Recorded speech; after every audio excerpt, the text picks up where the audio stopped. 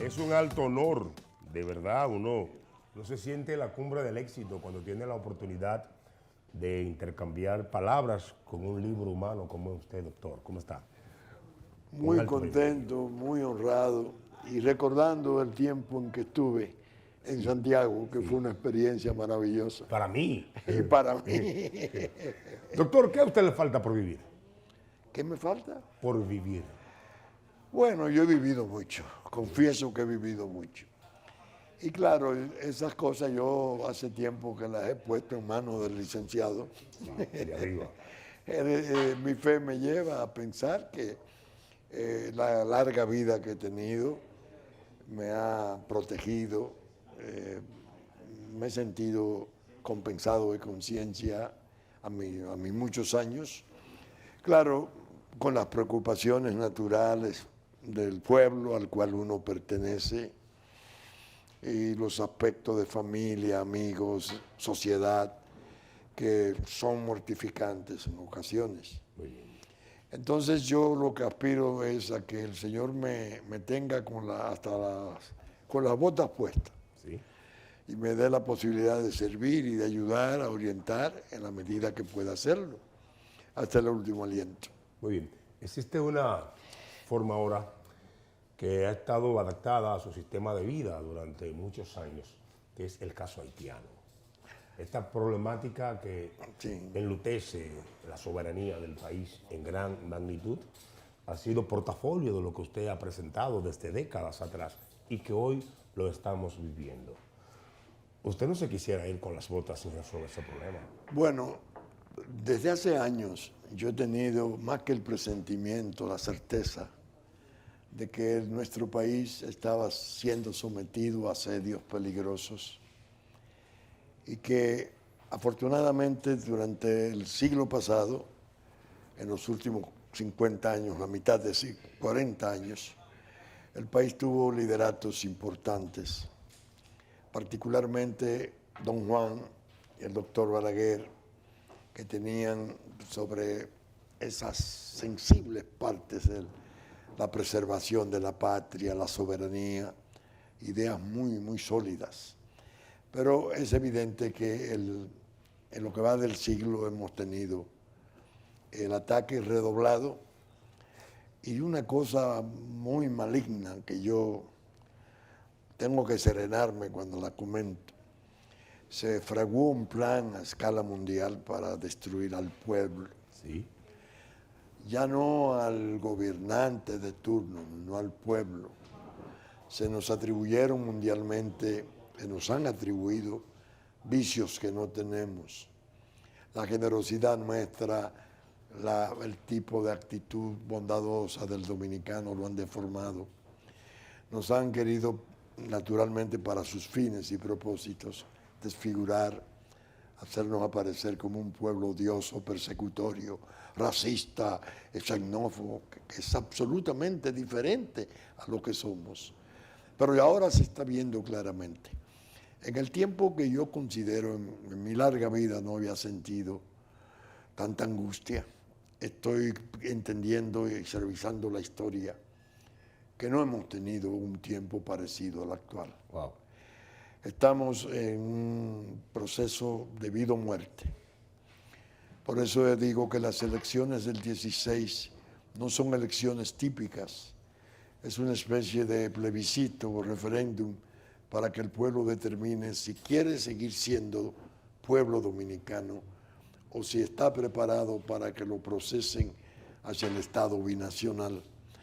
El Estado binacional, que es el engendro que la geopolítica desde hace años viene trabajando por establecer, porque no han podido con la tragedia de los vecinos. Así es. Es una tragedia inmensa que todos nosotros hemos lamentado siempre y que incluso cuando la tierra hizo como el recordatorio a los mandos del mundo de que recuérdense de este pueblo, prometieron todo, y parecía que iban a hacer cosas. No, optaron por algo diferente, muy cruel. No haremos nada aquí, no tenemos cómo hacerlo, las ayudas no tenemos a quién dárselas. Bueno, pero asuman un fideicomiso, sométanlo a una administración internacional. No, le vamos a regalar un país. Wow. Le Doctor, vamos a dar los valles, las montañas, los ríos.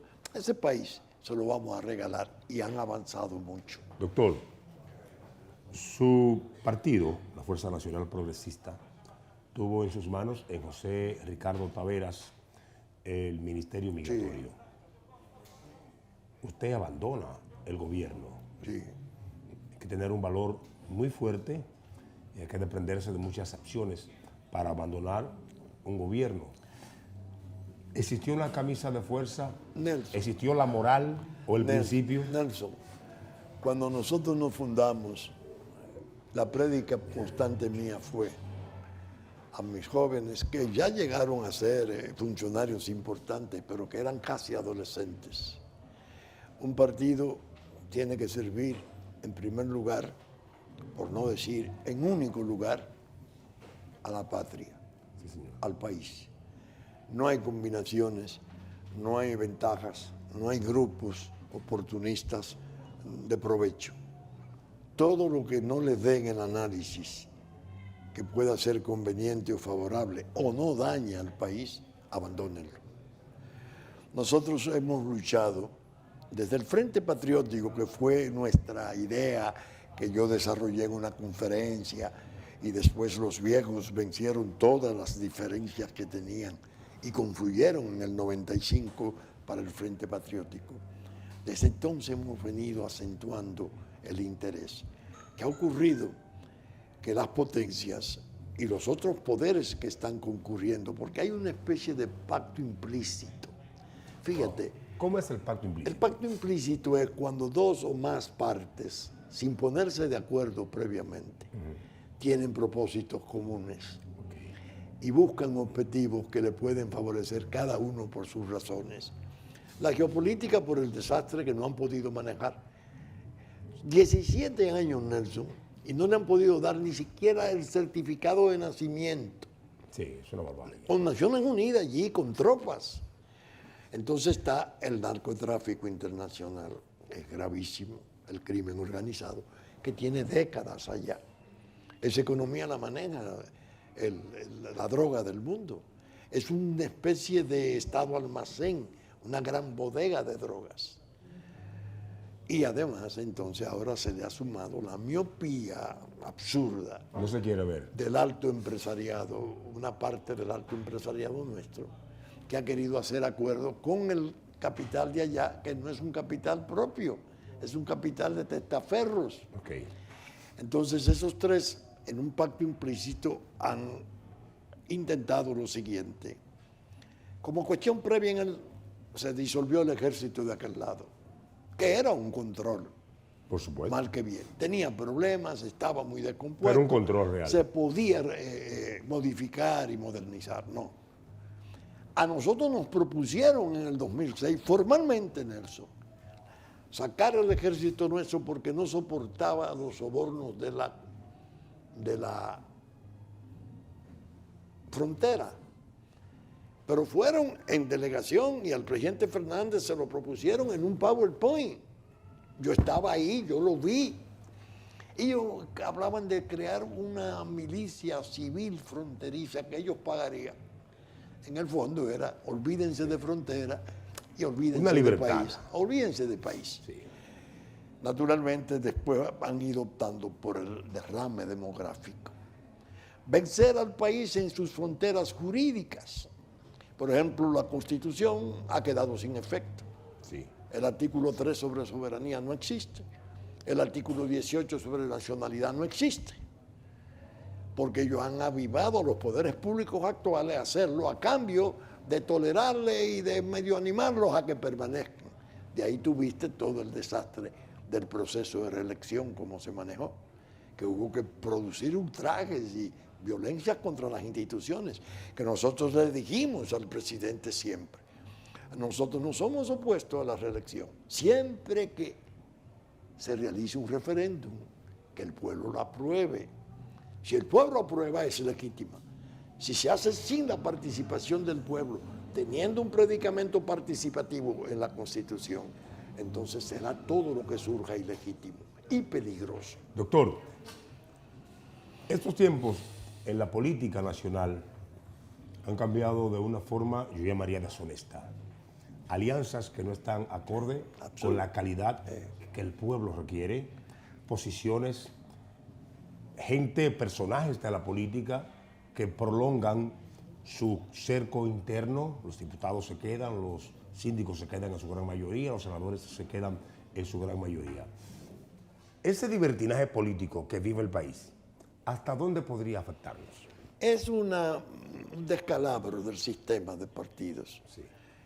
que ha sido alarmante en los últimos tiempos, porque lleva al país, al pueblo, a perder toda ilusión, Okay. a decepcionarse, a frustrarse, a entender que es lo mismo siempre.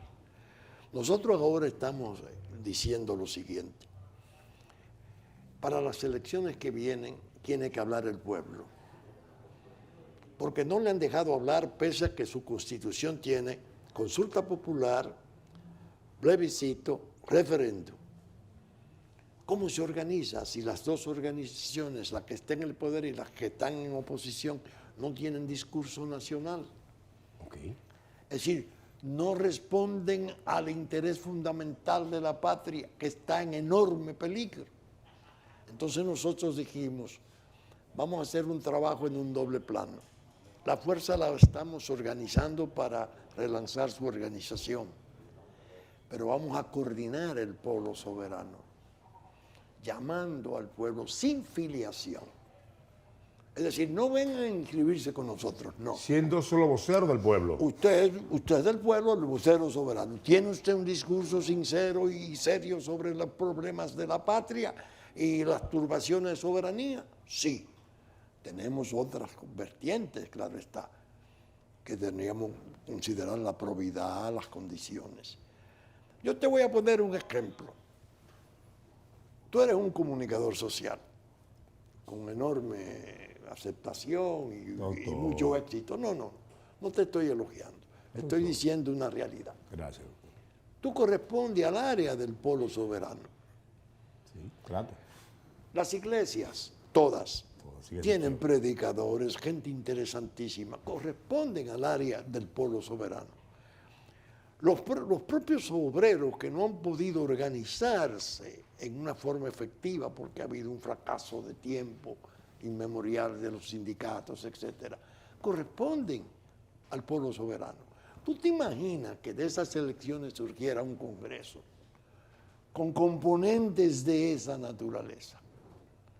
Que el partido político no puede decir, mire, la línea es esta y esto es lo que se va a hacer. No, vaya a debatir las cosas Sino allá. que el partido sea el propio pueblo. Nosotros, por ejemplo, tuvimos en Romana ahora una experiencia interesantísima. Juramentamos a dos jóvenes.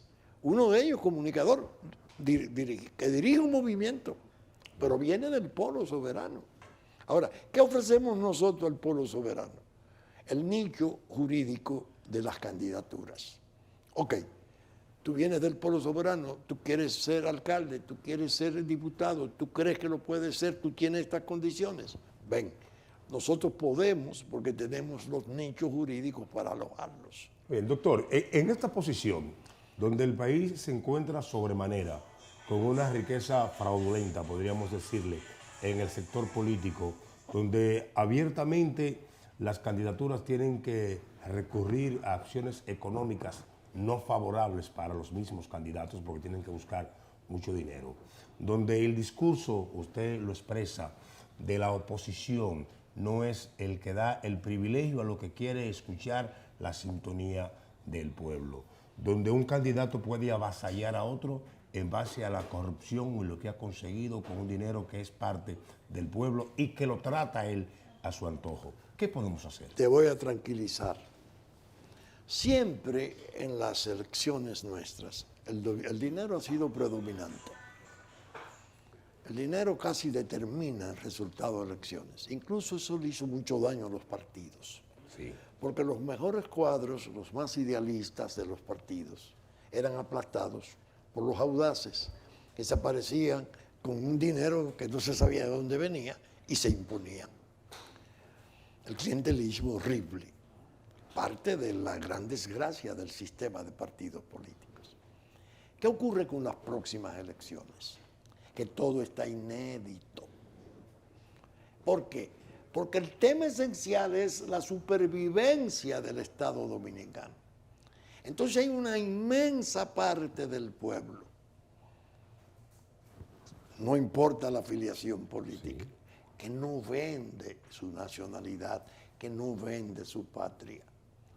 Si tú logras motivar a esa parte a que ese día se levante temprano a frenar lo que es un proceso de destrucción de su país, óyeme, esa es una fuerza política formidable.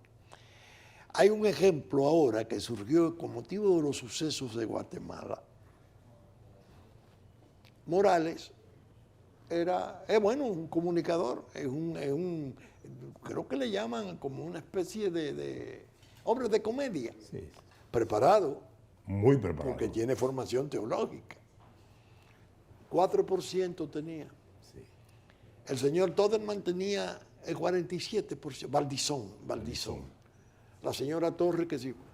A raíz de todo lo que ocurrió con el desastre de presidente y vicepresidenta presos por barbaridades, el pueblo cómo reprende al sistema político. Prefiere a Morales. ¿Existe una educación en el país para eso? Entonces, sí, porque el problema no es la educación, el problema es el instinto de conservación, el que va a funcionar. Entonces, por eso nosotros tenemos, y lo estamos viendo, una afluencia de gente interesantísima, de sectores diversos, que dice, ¿qué es lo que hay que hacer? Yo no puedo dejar que me quiten mi país. Entonces, pasando estas vergüenzas que se están pasando, estas humillaciones, que la estamos viviendo. Viviendo en carne propia. Eso no es que se cuente, ¿no? Eso está ahí a la vista de todo el mundo. Una veda abierta. Entonces, la calidad que surge de ahí, y viene mucho de la gente de la sociedad que no habla. Por eso se dice, es una vieja norma recomendatoria en la política, hay que atender más a los que callan que a los que hablan. Los políticos hablan qué sé yo cuántas cosas. Y hay gente que no habla de política, pero no indica que es un desarraigado de su país, ni que no le preocupa su país, sino que no se avergüenza de ver las cosas que están haciendo con su país. Entonces el problema es la coordinación para animarlos. Puede surgir de ahí un movimiento muy poderoso. Bien, doctor, le agradezco en el alma que haya comparecido con nosotros Para mí un honor. en esta plataforma de humildad y de respeto para su persona. Para mí un honor. Yo te voy a repetir lo que te dije la vez que estuve en Santiago en el programa. José Ricardo insistía en que yo fuera y me decía, yo quiero que usted vaya al programa del cocodrilo. Sí. Entonces yo le decía, pero Dios mío, tú me quieres tirar a un cocodrilo, me va a comer. Y finalmente acepté. Cuando me encontré con Nelson Javier, Sí. aquella vez, así se lo dije y se lo repito hoy, una persona articulada, de pensamiento, interesantísima. Gracias. Qué bueno. Qué bueno. Para mí un honor. Sí, es una versión y yo te deseo todos los éxitos posibles ahora con esta redimensión que tiene el programa. Amén. Se lo agradezco. Solo nos faltó algo, que me trajera el cuaderno. Pero enviémoslo a Santiago para firmarlo. Te lo mandamos, Así te lo es. llevamos. Así, hagámoslo llegar porque el programa quiere ser Ese es vocero. el cuaderno del muro. Amén. Que El es programa muy quiere importante. ser vocero de esa realidad. Porque que tanto fíjate, el necesita. muro, Nelson, tiene una ventaja, el muro físico. Primero sirve para organizar y evita conflicto, pero además, mensaje al mundo, Así es. mensaje al mundo. Un respeto organizado. Nosotros estamos aquí, ellos están allá. Todos los beneficios del mundo que vayan allá, pero allá, no a costa nuestra. Amén. Amén, doctor. Gracias. Muy bien, Nelson. Dios le bendiga. Gracias, gracias. Hacemos televisión y tenemos fuerza progresista. Seguimos. Te lo dije.